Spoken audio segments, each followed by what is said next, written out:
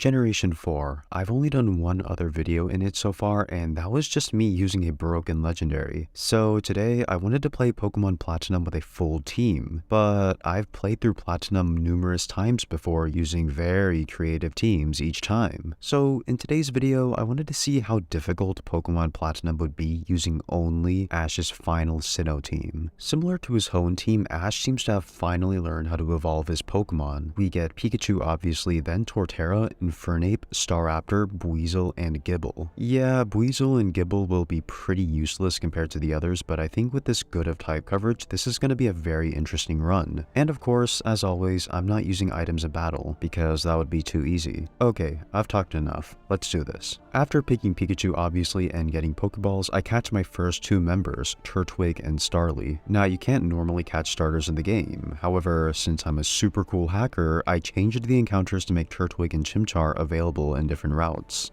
Alright, after a lot of mashing the A button because Gen 4, it's time for the second rival battle, but as usual, he was a joke. His Turtwig was a little annoying because of withdraw, but Pikachu took quick care of him. Time for Roark now. Turtwig makes short work of Geodude and Onix obviously since they're both 4 times weak, but Cranidos isn't 4 times weak and has Headbutt. Still, I managed to survive and took it out with 2 Razor Leaves. That could have gone really bad if I got taken out. After some traveling, we have our first galactic fight against Mars. At this point though, both Starly and Turtwig evolved, so this shouldn't be too bad. I take out Zubat with 2 Thundershocks, then I try to paralyze Purugly, but it takes me out. I let Staravia use a few growls since this thing is powerful this early in the game. Once I faint, I send out Grotle, and now she's barely doing any damage, so I win easily. Right after that, I catch a Buizel by the Valley Windworks. It probably would have helped if I caught it before the Mars fight, but of course, it's me we're talking about here, so I forgot. Anyway, this thing should be pretty useful for a bit, although not being able to evolve really sucks, because its stats are not really good at all.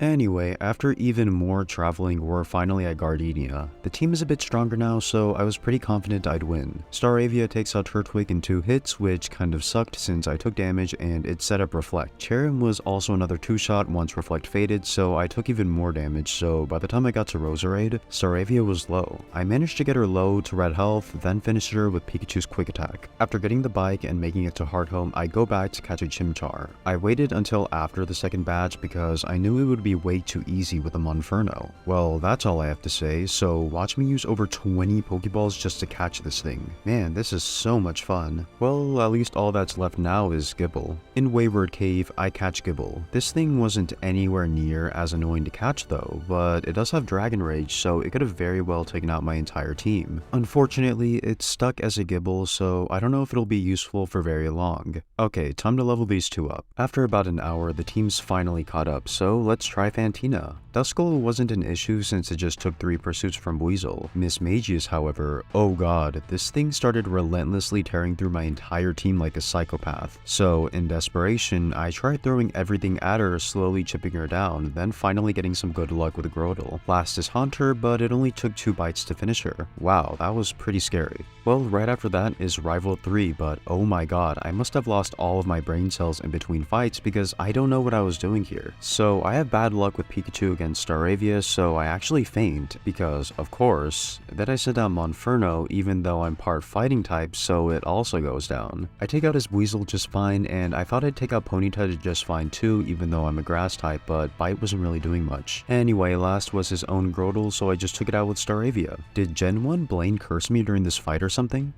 Oh yeah, and right after, he gives some incredible advice. Make sure all of your attacks hit and never take any damage. You know, this guy's level of genius is on uncharted levels. I can't believe how incredibly useful that strategy is. Alright, so while I travel to Veilstone, I guess it's a good idea to look at our team. So I'm obviously not worried about Monferno, Grotle, or Staravia since they're going to be the star players. Actually, Grotle is going to evolve really soon, so that'll be a much needed power boost. I'm worried about Buizel and Gible though. Gible doesn't learn Earthquake by level up for some reason, so I'll have to teach it by TM, so that sucks. Honestly, I don't know what I'm going to do with Buizel. I have a feeling that it's just going to become another Corphish. Alright, let's see how Maylene goes. Okay, so I led with Grotle since it was so close to evolving and I wanted it to evolve after this battle. I took out the Meta-type but not before getting to low health, so I switched to Monferno for Lucario. Its Force Palm did a lot, so I went for Mach Punch and then she used a Metal Claw.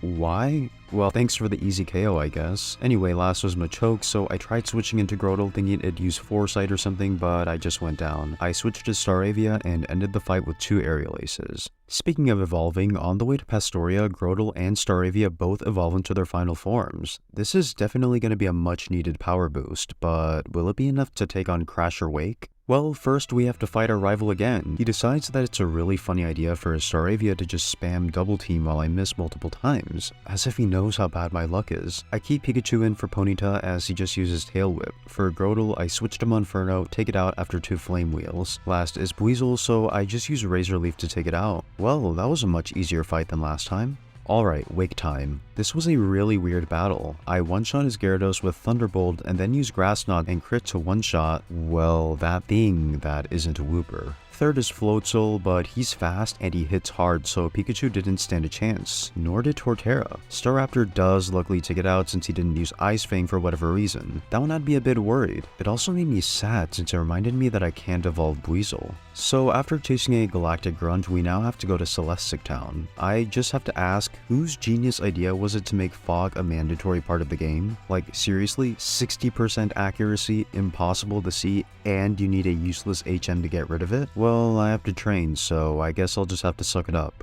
If there's one good thing about that route though, it's that Monferno finally evolved. He was really starting to fall behind, so hopefully he should be able to survive an attack now without fainting. Well, the first Cyrus fight was a little embarrassing. I forgot that he leads with Sneasel, not Golbat, so I switched to Infernape, but then I get frozen from an Ice Punch and stay frozen until I faint. Just my luck, am I right? I take it out with Staraptor, then 2-shot Golbat with Pikachu's Thunderbolts. Last is Murkrow, but it of course outspeeds and takes me out, so I have to use Staraptor. Why does it feel like this team is weaker than it should be? After that, we have another rival fight. I accidentally led with Buizel, so that means that when I switch into Pikachu, he just one-shots me with Takedown. I end up having to take it out with my own Staraptor. Second is Rapidash, so I try using Buizel, but guess what? I also go down. Man, this team is so lopsided. I do end up taking out the rest of his team without too big of a problem, but I'm really starting to see the difference between my evolved members and my unevolved ones.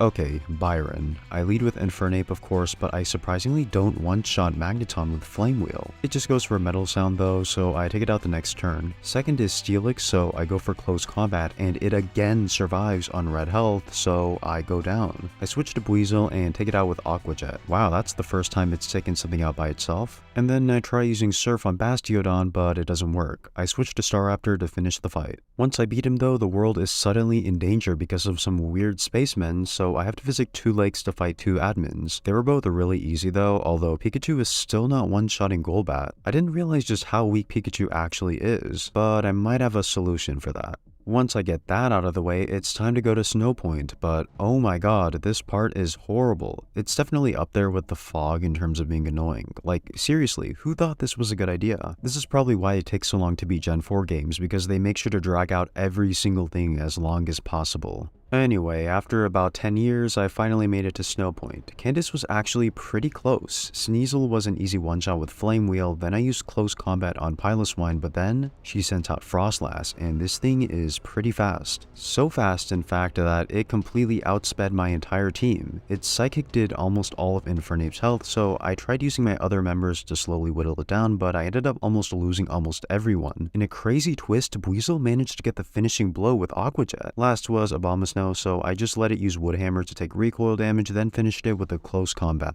Right after that, we have to fight the sad Spaceman boss, but he was easy as he always is. Oh, and now we're in the depths of hell. Awesome. And oh wow, the depressed Spaceman is here too. I actually almost lost to him this time because of how underleveled I am. Well, it doesn't matter, I still won, and the world is all saved. Anyway, once that's all over with, I head straight to the Trophy Garden to get something I completely forgot about for the longest time, the Light Ball. This thing will turn Pikachu from useless to possibly a beast. The only problem is that it's only held 5% of the time by wild Pikachu, so it took a while. Finally, we're at the final gym leader, Volkner, but he was really easy. Torterra was able to take out his Jolteon and Raichu easily, but went down to Luxray. It was fine though, since neither Luxray or Electivire could handle Infernape's close combats. Well, that was easy. Let's head on to the Elite Four now.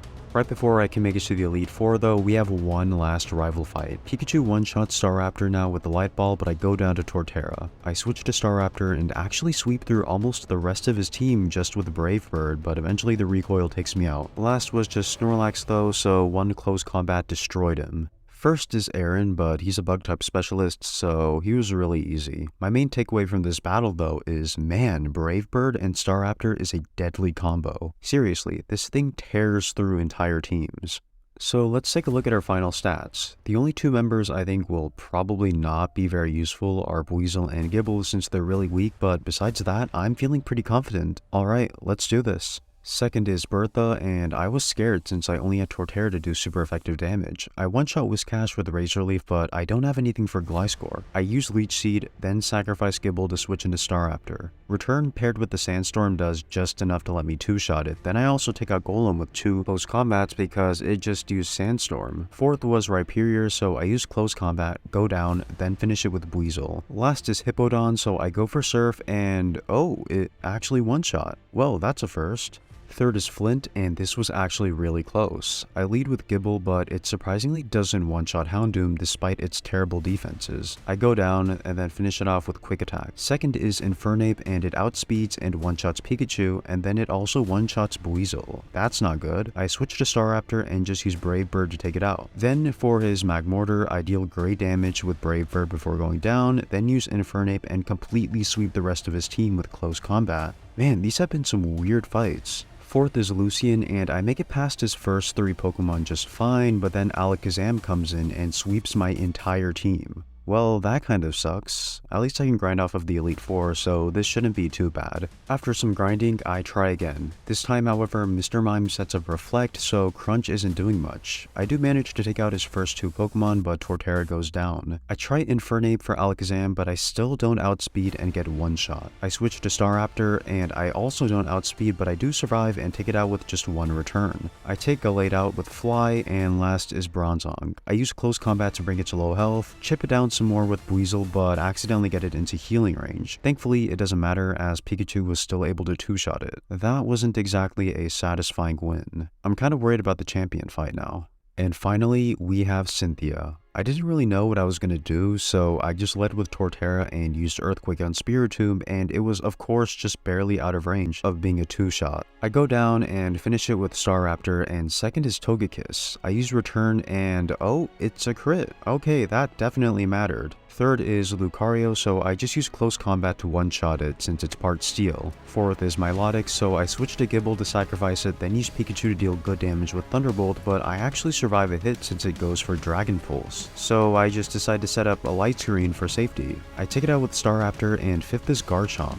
The only thing I can really do here though is spam Brave Bird until I go down, but my luck is crazy and Garchomp misses two Dragon Rushes, letting me bring it to half health before going down. I finish it off with Infernape, and last is Roserade, but the battle's already over. It's slower than me, and one Flare Blitz is enough to take it out. And that's it. Pokemon Platinum with Ash's Sinnoh team. This was definitely a really interesting team. His evolved members were incredibly good, but then the three others who weren't evolved were completely terrible. Well, Gibble and Buizel did at least serve the purpose of being safe switch-ins for my stronger Pokemon, so they weren't all that useless. Anyway, thanks for watching, and if you enjoyed, make sure to subscribe. I love doing these dumb challenge runs and have plenty more in the future. Alright, I'll see you all later.